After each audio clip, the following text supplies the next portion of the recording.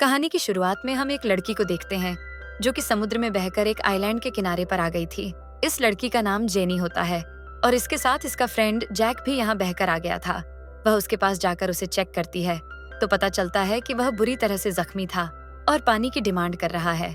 Jenny पानी लेने के लिए आइलैंड में जाती है। कुछ ही देर में जब वह पानी लेकर वापस आती है तो देखती कि उसका फ्रेंड अब इस दुनिया में नहीं है।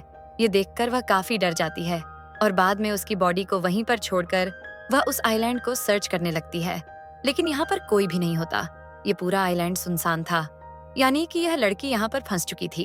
इसके बाद जब वह आइलैंड में अंदर जाती है तो उसे एक जगह पर एक बैग मिलता है जिसके अंदर उसे एक लेडीज का पर्स और कुछ बच्चों का सामान मिलता है। यहाँ उसे एक मेडिसिन भी मिलती है जिस पर बहुत पुरानी डेट लिखी हुई थी, जिससे जेनी को समझ आता है कि बहुत सालों पहले शायद यहाँ कोई आया था। उसे सामान में माचिस भी मिलती है। उसे वह अपने पास रख लेती है और वापस समंदर के किनारे आती है। उसे वहां पर गिरा हुआ एक बड़ा सा खोखला पेड़ दिखता है। ये देखकर जेनी को आइडिया आता है कि रात में वह अपनी सेफ्टी के लिए इसे सोने के लिए यूज कर सकती है। अब जेनी यहाँ पर अपनी पहली रात गुजारती है और सुबह होने पर उठकर वह देखती है कि समंदर के किनारे कई सारी मछलियां बहकर आ गई थीं। उनमें एक छोटी शार्क भी थी। उसकी बॉडी पर कट के निशान थे। वे यहाँ से अपने खाने के लिए कुछ मछलियां ले लेती हैं। तभी जेनी की नजर एक जगह पर जाती है जहाँ पर कि 3 लोगों की कब्र थी। यह देखकर जेनी भी अपने दोस्त के लिए एक कब्र खोदती है क्योंकि उसके दोस्त की बॉडी सड़ने लगी थी। नेक्स्ट डे जेनी जब आइलैंड का चक्कर लगा रही होती है तो वह देखती है कि किसी ने उसके दोस्त की बॉडी को निकालकर आधा खा लिया है। ये देखकर जेनी काफी घबरा जाती है। उसे कुछ समझ नहीं आता कि आखिर यह किसने किया होगा। उसे लगता है कि जरूर यह काम किसी जानवर का है जो कि इस आइलैंड पर रहता होगा। इसलिए वह एक लकड़ी उठाकर उसे नुकीला करती है और अपने लिए एक हथियार बनाती है।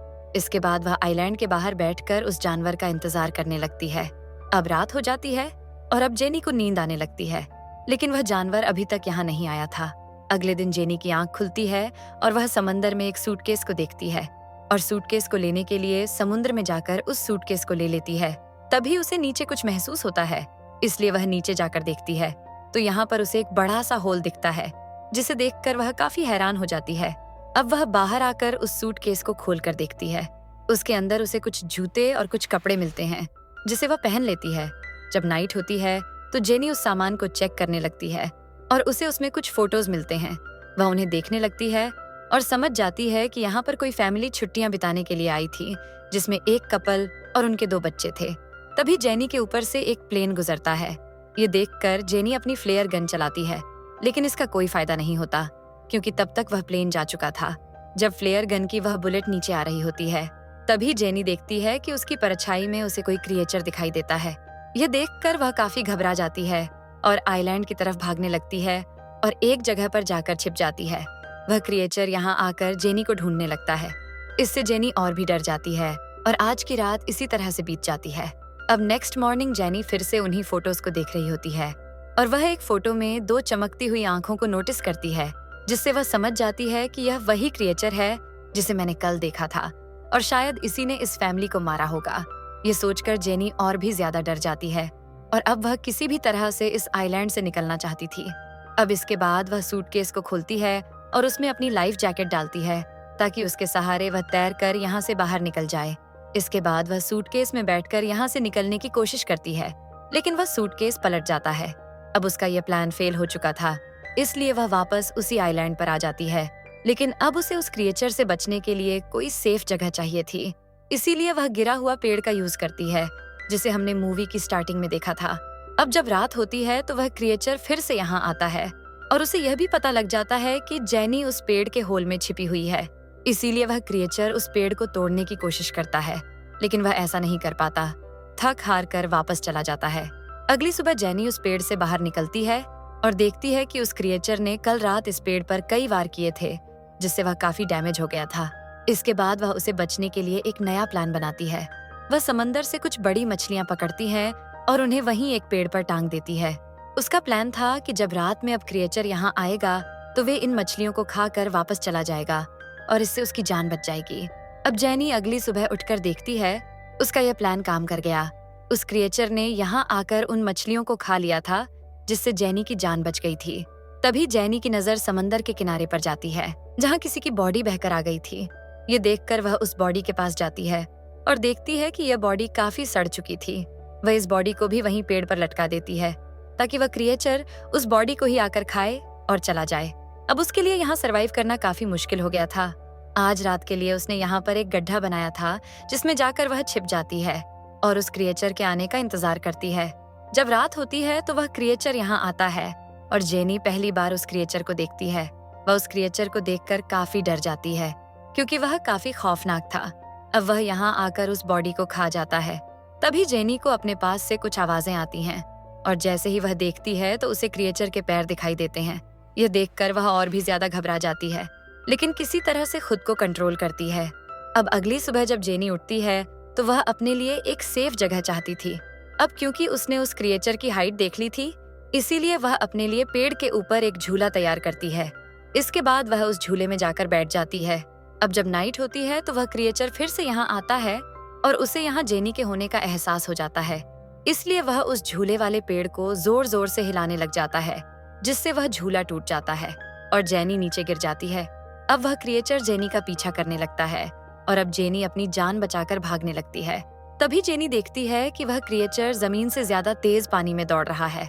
वह पल भर में उसके सामने आकर खड़ा हो जाता है लेकिन जेनी अपनी जान बचाने के लिए लकड़ी के औजार को उस क्रिएचर के पेट में घुसा देती है। वो क्रिएचर जेनी को उठाकर पानी में फेंक देता है और अब जेनी खुद को किसी तरह से संभालती है। फिर जेनी देखती है कि वह क्रिएचर यहाँ से जा चुका है और अब वह पानी से बाहर आ जाती है और वहीं एक पेड़ पर जाकर छिप जाती है। अगली सुबह जब जेनी उठती है और देखती है कि उसका पैर काफी जख्मी हो चुका है इसलिए वह खुद को साफ करने के लिए समंदर में जाती है। जब वह यहाँ नहा रही थी तभी उसकी नजर दूर एक राफ्ट पर जाती है जिसमें उसके दो दोस्त थे जो कि किसी तरह से सरवाइव करके यहाँ आ गए थे। उनका नाम लक्स और मिया होता है। इन्हें देखकर जेनी काफी खुश होती है। अब यह जेनी के पास आकर बैठ जाते हैं और जेनी उन्हें खाने के लिए कुछ मछलियाँ देती हैं। वह यहाँ पर इन्हें उस क्रिएचर के बारे में बताती है। वह कहती है कि हमें जल्द से जल्द यहाँ से निकलना होगा क्योंकि मैं यहाँ पिछले 7 दिनों से फंसी हुई हूँ। लेकिन लुक्स और मिया उसकी बातों पर विश्वास नहीं करते। उन्हें लगता है ये झूठ बोल रही है। वह कहते हैं कि हम पिछले 5 दिनों से समंदर में भटक रहे थे और अब जाकर हमें यह आइलैंड मिला है। ये दोनों यहाँ से नहीं जाना चाहते थे। अब जेनी उन्हें वह तस्वीरें भी दिखाती है जिनमें वह क्रिएचर साफ दिखाई दे रहा था लेकिन फिर भी वह दोनों यहाँ से नहीं जाना चाहते थे। जेनी समझ जाती है कि यह उसकी बात नहीं मानेंगे। अब इसीलिए वह इनसे छिपकर इनकी राफ्ट लेकर यहाँ से भागने का प्लान बनाती है। वह उनकी राफ्ट लेकर यहाँ से निकलने की कोशिश करती है लेकिन वह दोनों इसे पकड़ लेते हैं। मिया जेनी पर अटैक कर देती हैं जिससे वह बेहोश हो जाती है। जब उसकी आंख खुलती है तो वह खुद को बंधा हुआ पाती है और अब रात हो चुकी थी इसीलिए वह लूकस को मनाकर उसे खोलने के लिए कहती है लेकिन लूकस और मिया उसकी कोई बात नहीं सुनते। इसके बाद मिया उस आइलैंड पर घूमने के लिए जाती हैं और लूकस वहीं जेनी के पास रुकता है। इधर जब मिया वॉक कर रही थी तो वह क्रिएचर पानी से निकलकर उस पर अटैक कर देता है। उसकी आवाज सुनकर लुक्स तुरंत वहां पर जाता है लेकिन वह क्रिएचर मिया को पानी में खींचकर ले जाता है और उसे मार देता है। ये देखकर लुक्स बहुत डर जाता है। वह डरकर एक पेड़ पर चढ़ जाता है। अब सुबह हो जाती है लेकिन लुक्स उस पेड़ से नीचे नहीं आता। अब उसे जेनी की बात समझ आ चुकी थी।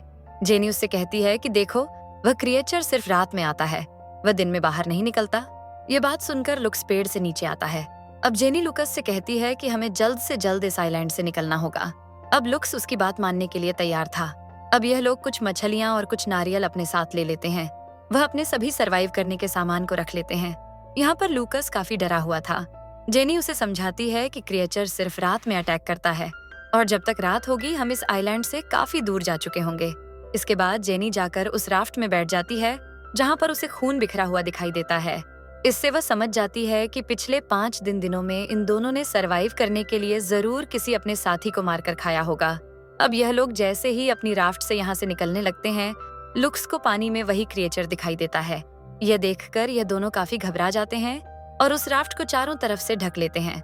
लेकिन तभी वह क्रिएचर उनकी राफ्ट में नीचे से घुसकर उन पर अटैक कर देता है। यह देखकर लुक्स उस फ्लेयर गन से क्रिएचर पर अटैक करता है, लेकिन वह क्रिएचर जेनी को पकड़कर अपने साथ ले जाता है। जेनी के पास एक चाकू था जिससे निकालकर वह उस क्रिएचर पर कई बार अटैक करती है, लेकिन तभी लुकस भी जेनी को बचाने के लिए पानी में आ जाता है। यह देखकर वह क्रिएचर जेनी को छोड़ देता है। वह लुक्स को पकड़ लेता है। वह उसे लेकर अपने उस बड़े से होल में चला जाता है। यह देखकर जेनी किसी तरह से तैरकर फिर से उसी आइलैंड पर पहुंच जाती है। जेनी को लुकस की मौत का काफी दुख होता है। इसीलिए वह उस क्रिएचर का सामना करने का डिसाइड करती है। इसके बाद वह वहां पर पड़ी लकड़ियों से कई सारे नुकीले हथियार बनाती है, लेकिन यह औजार उससे कम नुकीले लगते हैं। इसीलिए वह वहां की कब्र को खोदती है और उसमें से कंकाल को निकालकर हड्डियों से काफी नुकीले हथियार बनाती है। वह उस क्रिएचर को आग में जलान का प्लान बनाती है, इसलिए वह वहां पड़ी सूखी झाड़ियों को इकट्ठा करती है और उनसे घेरा बनाती है। अब उसने अपने ट्रैप को तैयार कर लिया था। कुछ देर के बाद रात होती है और वह क्रिएचर यहाँ आता है।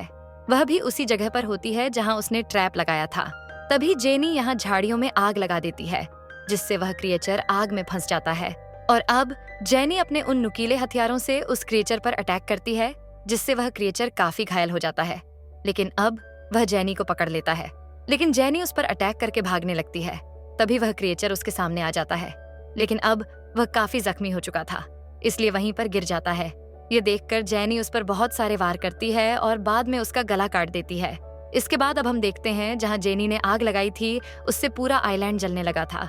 यानी कि अब इतनी ज्यादा आग को देखकर कोई ना कोई आग बुझाने आएगा और वह यहाँ से बचकर बाहर निकल जाएगी। इसी के साथ यह मूवी यहाँ पर खत्म हो जाती है।